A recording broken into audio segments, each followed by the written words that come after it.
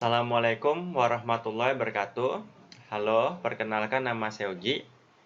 Nah, jadi dalam video kali ini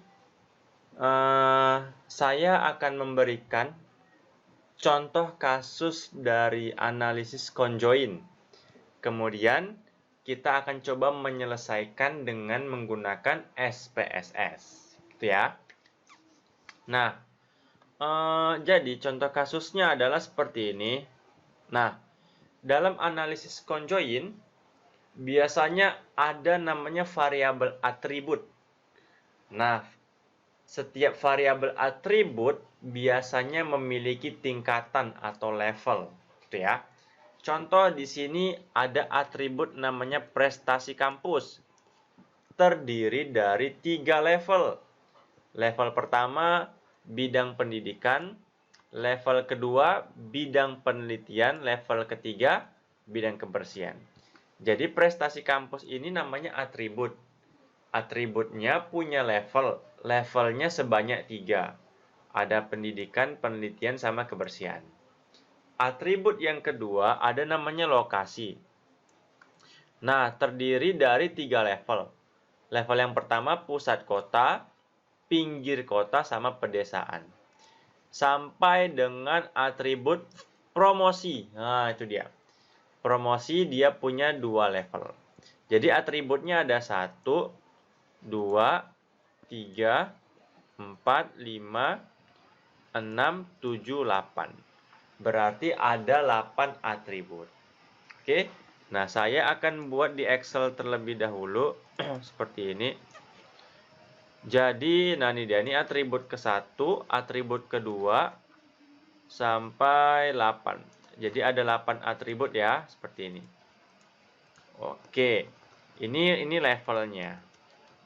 Level 1, level 2, level 3. Prestasi kampus, level 1-nya bidang pendidikan, level 2-nya bidang penelitian, level 3 bidang kebersihan. Lokasi kampus, level 1 pusat kota, level 2 pinggir kota, level 3 pedesaan. Nah, sudah paham ya? Nah, tahap selanjutnya adalah kita akan membuat stimulus ya. Stimulus. Oke. Pertama, kita jalankan SPSS-nya terlebih dahulu. Tuh ya. Oke, kita jalankan SPSS-nya terlebih dahulu. Nah, teman-teman, ini tips dari saya. Tips dari saya. Di sini, ingat, di sini saya bekerja di D. Saya bekerja di D, ingat ya. Saya bekerja di D. Kenapa saya ingin menekankan ini? Nanti kita akan ngebaca file SPSS. Jadi perlu diperhatikan lokasinya. Saya bekerja di D, analisis underscore conjoin. Saya nggak menggunakan spasi namanya. Saya gunakan garis bawah. Kemudian saya masuk ke dalam folder Ikhwan. Nah, jadi lokasi saya di D, analisis underscore conjoin Ikhwan. Nah, saran saya jangan menggunakan spasi nama foldernya. Takutnya nggak bisa ngebaca nanti. Ini penting ya, ini penting. Oke, dah. Paham ya? Sekarang pilih data, pilih orthogonal design, pilih generate. Nah, sekarang faktor name. Kita mau ngebuat prestasi kampus. Di sini prestasi, gitu ya. Underscore kampus. Faktor labelnya ya udah prestasi spasi kampus, gitu ya. Di sini saya gunakan garis bawah. Kalau faktor label dia boleh spasi. Kita pilih add. Oke. Kemudian apa lagi? Lokasi kampus. Lokasi kampus. Atau tunggu, atau kita ulang aja ulang. Ini kita remove. Di sini prestasi. Faktor labelnya prestasi kampus. Nah, gitu ya. Oke, yang kedua, lokasi kampus. Lokasi aja. Lokasi, sini lokasi kampus gitu ya. Oke. Kemudian tenaga pengajar. Tenaga. Ini saya jangan gunakan spasi ya kalau faktor name ya. Pengajar. Sini tenaga spasi pengajar. Kemudian akreditasi, akreditasi. Di sini biaya kuliah, biaya kuliah. Ini biaya kuliah. Add. Kemudian fasilitas kampus. Fasilitas kampus. Kita pilih add. Kemudian prestasi alumni. Sini prestasi alumni. Add. Kemudian terakhir promosi kampus. Promosi kampus. Promosi kampus. Nah, kita sudah membuat atribut-atributnya. Sekarang kita definisikan levelnya. Ini kita pilih define value. Satu ya. Untuk label apa prestasinya? Bidang pendidikan. Kita buat di sini bidang pendidikan. Dua apa? Bidang penelitian. Bidang penelitian. Oke. Tiga itu apa? Bidang kebersihan gitu ya. Bidang kebersihan. Oke, kita pilih continue. Nah, selesai kita memberikan level untuk atribut prestasi kampus.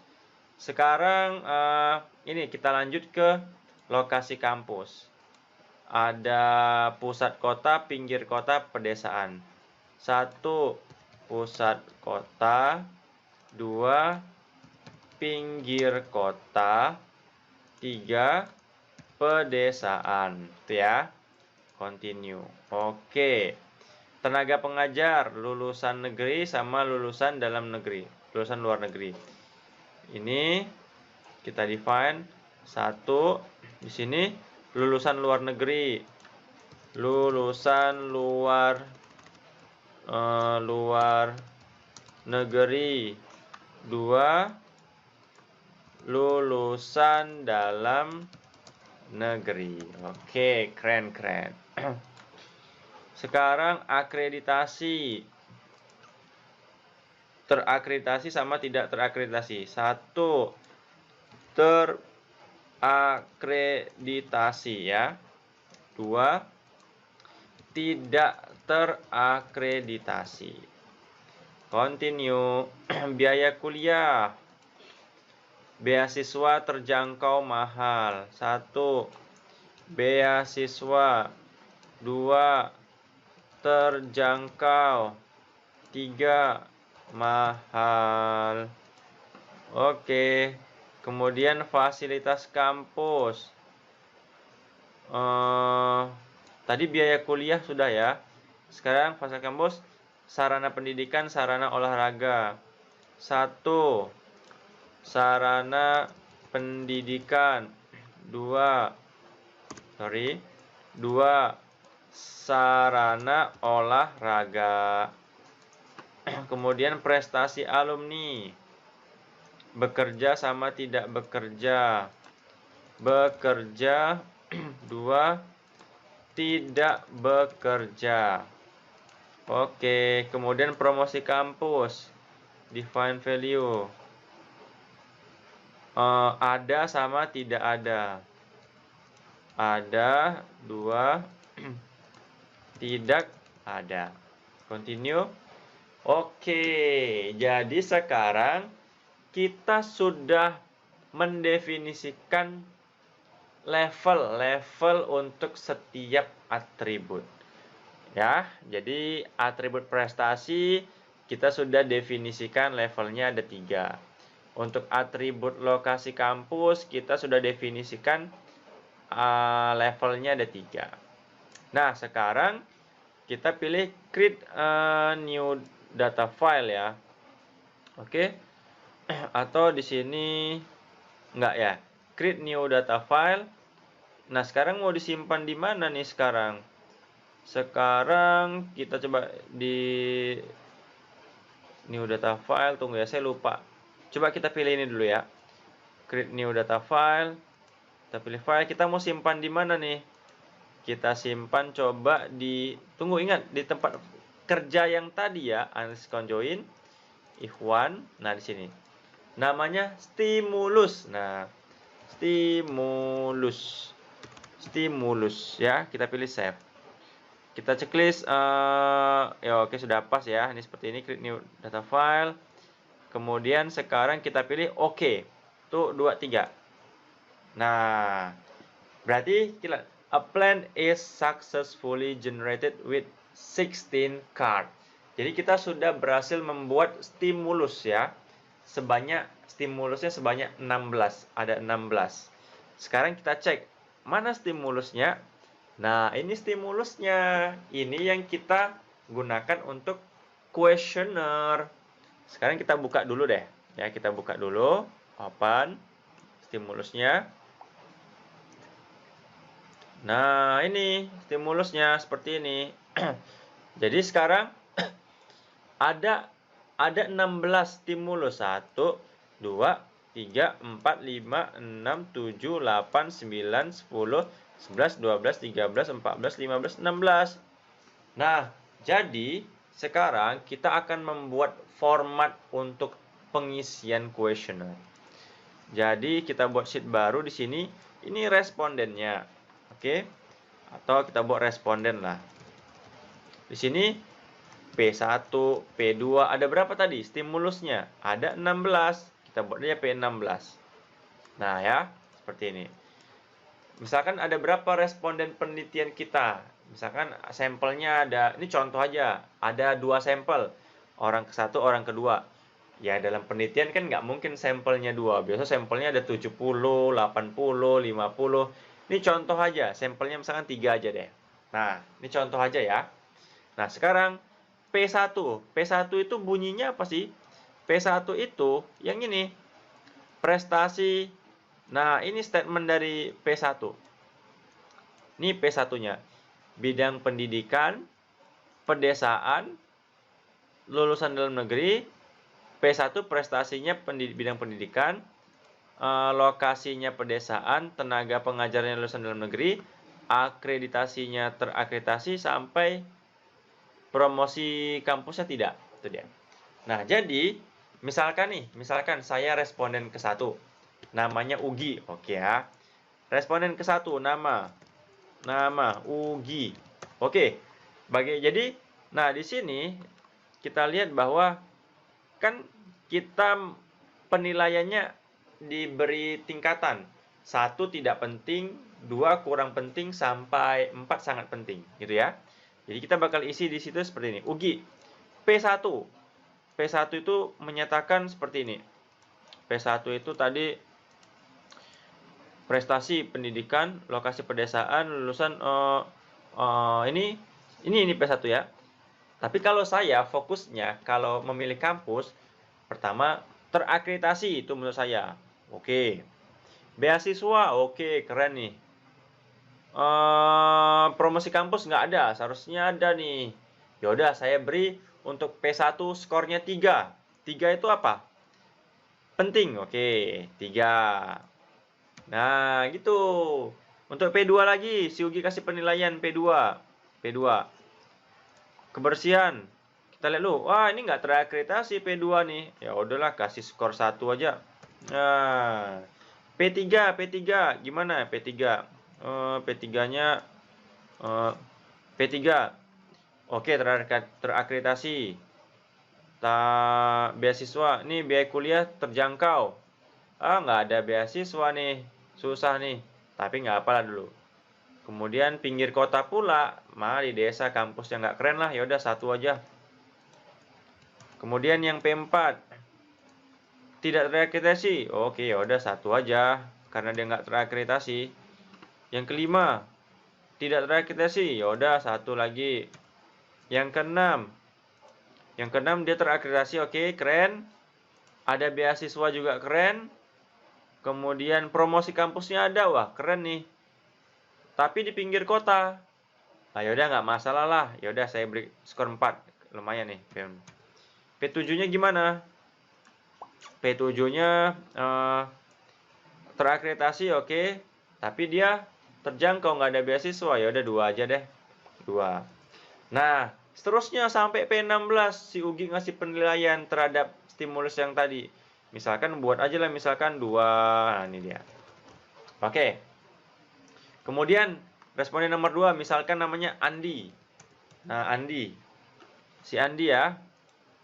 Dimulai dari yang satu lagi. Beasiswa akreditasi boleh lah. Pedesaan tapi ya udah nggak apa. 3 misalkan. Ini 1 1 1 1. Misalkan ini 4. Oke, di sini 1 2 1. Oke. Satu lagi misalkan si Budi. Budi, responden ketiga. Si Budi misalkan, pedesaan oh dikasih langsung 4. 4. 1 1. Ini 4. Nah, ini 1 1 tuh. Nah, jadi teman-teman, yang pertama itu dalam analisis conjoin, yang pertama itu adalah kita membuat stimulusnya terlebih dahulu. Apa itu stimulus? Nah, ini stimulus. Stimulus ke-1, stimulus kedua, stimulus ketiga, stimulus keempat, sampai stimulus ke-16. Atau ini P1, P2, P3, P4, sampai P16. Makanya di sini dia. Setelah stimulusnya jadi, baru kita buat kuesionernya. Baru kita minta penilaian mereka terhadap stimulus-stimulusnya. Seperti itu dia. Jadi buat stimulusnya terlebih dahulu. Kalau stimulusnya sudah ada, ini stimulusnya, baru kita kasih ke responden supaya responden itu menilai stimulus-stimulus tadi. Gitu ya. Nah, sekarang baru kita gunakan analisis conjoin. Oke. Caranya adalah pertama kita siapkan file new data. Nah, data yang sudah diisi oleh responden sekarang kita pindahkan, ya. Namanya nggak usah ikut deh sampai sini aja. Respondennya ikut.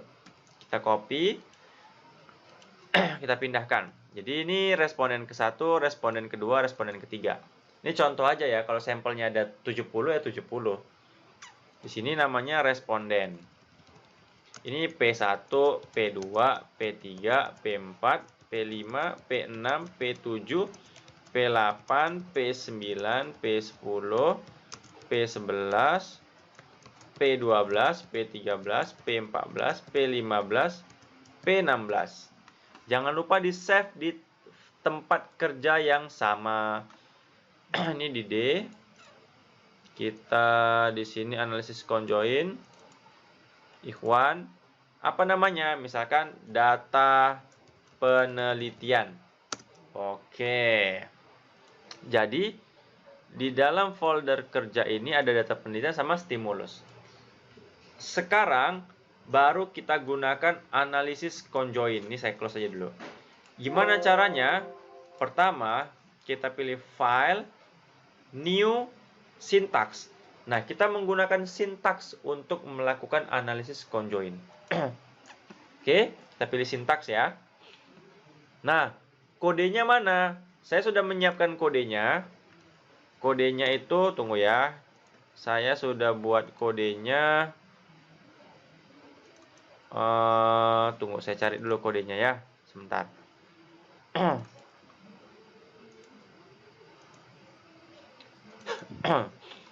Di sini. Sorry. Nah, ini kode analisis conjoin. Kita copy dulu. Oke, kita pindahkan ke sini. Nah, nih. Ini kodenya sudah saya buat ya. Nanti tinggal dijalankan aja. Tapi saya modif dulu kodenya. Kita pilih file, open syntax. Nah, open syntax. Kita cari kodenya tadi. Di D, analisis conjoin, Ikhwan. Nah, ini dia. Nah, ini kodenya. Sekarang kita modif dulu nih. Ini kode yang lama. Ini biar aja conjoin plan D. Nah, perhatikan. Saya bekerja, lihat. Ini kan saya berada di D, analisis underscore conjoin, Ikhwan. Jadi kita mesti perbaiki sesuai wilayah kerjanya. Di sini conjoin masuk lagi 1. Nah, hati-hati. Kan dari D, Kan dari D menuju analisis underscore conjoin menuju ke Ikhwan, baru di sini kita kerja di dalam folder Ikhwan. Maka di sini, nah, ini stimulusku udah pas atau belum tulisannya? Kita cek. Di sini tulisannya stimulus. Nah, bukan stimulusku. Jadi kita harus ganti di sini stimulus. Di sini stimulus. .sav. Kemudian kita baca lagi data D analisis conjoin. Jangan lupa di sini Ikhwan karena kita berada di folder Ikhwan. Di sini namanya apa penilaiannya? Namanya data penelitian. Itu yang mana? Data penelitian. Itu yang, nah ini, data underscore penelitian. Jadi kita rubah di sini. Hati-hati ya, ini sering silap orang-orang nih. Data penelitian. Skornya dari P1 sampai P16. Ya. Subjeknya responden, tapi ingat, nah di sini hati-hati. Huruf besar kecil itu sangat diperhitungkan. Di sini kan responden R-nya huruf besar ya. Maka di sini juga harus huruf besar respondennya. Di sini R-nya huruf besar. Nah, faktornya. Nah, hati-hati, faktornya kita lihat di mana? Di sini. Nah, di sini prestasi huruf kecil, lokasi huruf kecil. Kita mulai prestasi, lokasi, kita ketik. Prestasi, di sini kita hapus, ada prestasi, ada lokasi, habis itu prestasi, lokasi, tenaga underscore pengajar, akreditasi. Tenaga underscore pengajar, apa sih? Akreditasi, spasi, kemudian biaya underscore kuliah, fasilitas kampus, biaya kuliah, fasilitas kampus, habis itu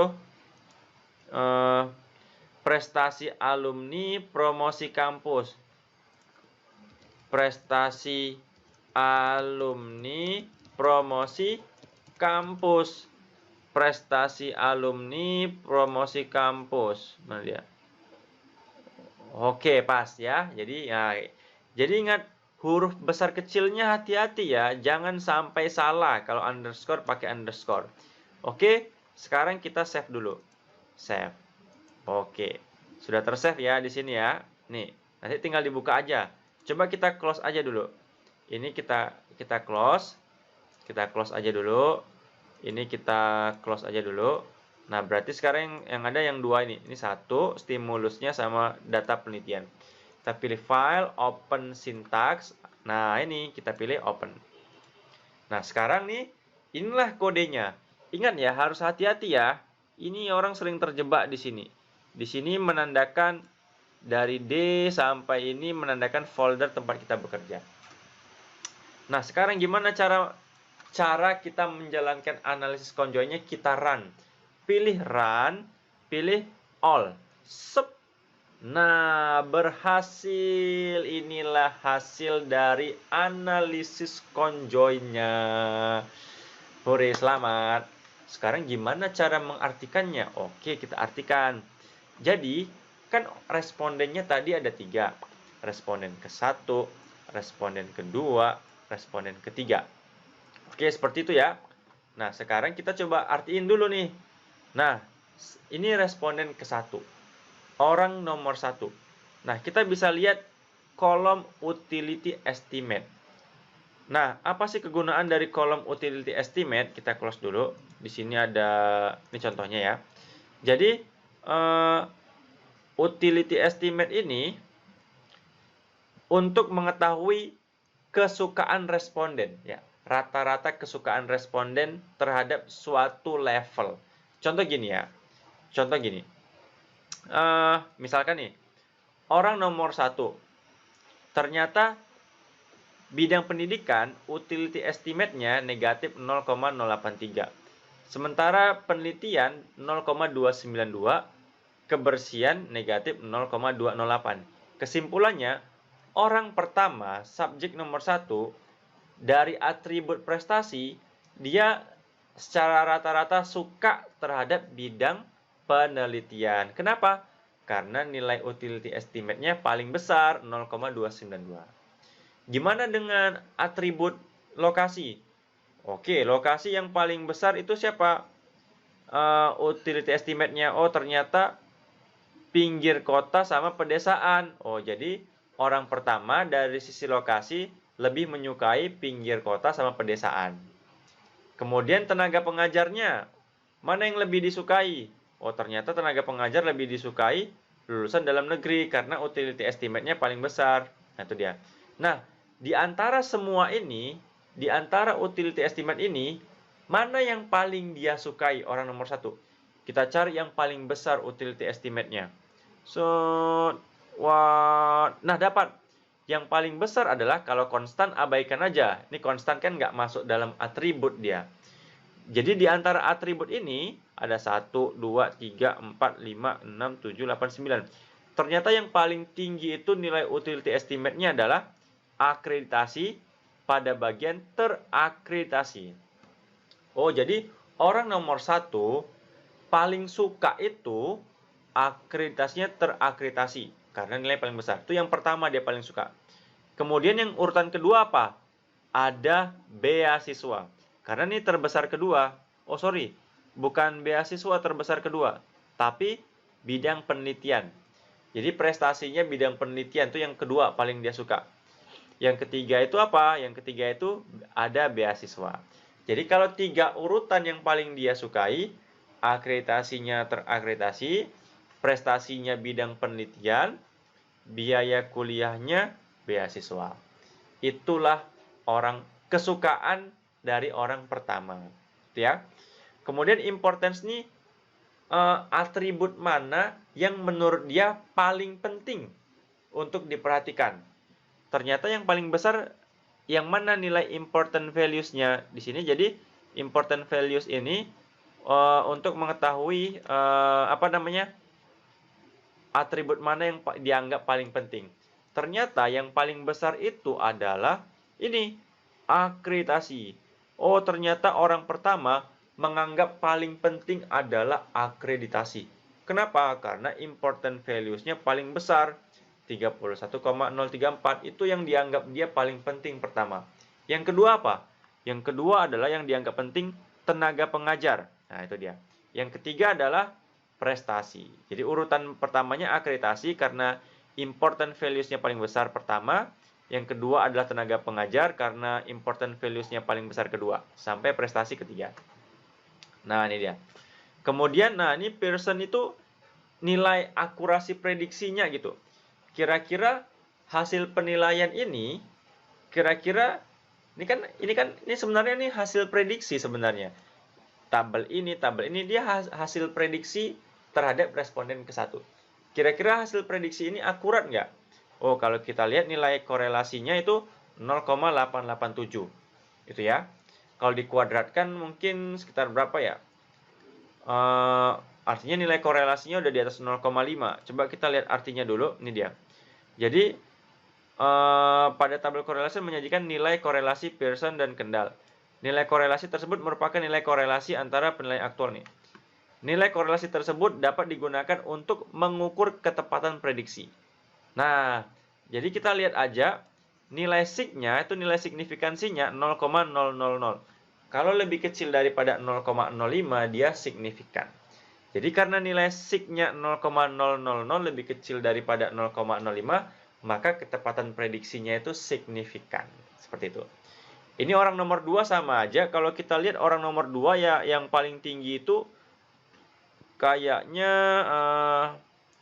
ini dari hal tenaga pengajarnya ya dalam negeri. Ini menurut dia paling tinggi kesukaannya ya. Yang kedua itu prestasinya bidang penelitian, dia paling suka kedua. Gitu ya. Kemudian baru yang ketiga biaya kuliah. Nah, menurut orang kedua yang dianggap paling penting pertama adalah tenaga pengajar karena important values-nya paling tinggi. Yang kedua prestasi, yang ketiga itu biaya kuliah. Gitu ya. Dan juga ketepatan prediksinya signifikan.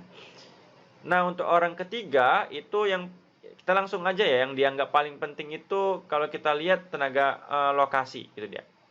Nah, kalau orangnya ada 100 kan capek kita harus menjelaskan satu persatu.